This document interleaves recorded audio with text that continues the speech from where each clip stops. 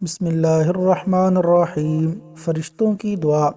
رسول اللہ صلی اللہ علیہ وسلم نے فرمایا، جو شخص نماز فجر پڑھنے کے بعد اپنی جائے نماز پر بیٹھا رہے تو فرشتے اس کے لیے دعا کرتے ہیں، اور فرشتوں کی دعا یہ ہوتی ہے: اے اللہ، اس بندے کی مغفرت فرما، اے اللہ، اس بندے پر رحم فرما۔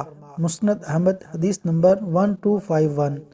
حدیث نمبر 2، پیارے رسول صلی اللہ علیہ وسلم فرماتے ہیں، جو شخص فجر کی نماز با جماعت ادا کرنے کے بعد طلوع آفتاب تک بیٹھ کر اللہ کا ذکر و اذکار کرتا رہے، پھر 2 رکعت نماز ادا کرے، تو اسے پورا حج اور عمرے کا ثواب حاصل ہوگا۔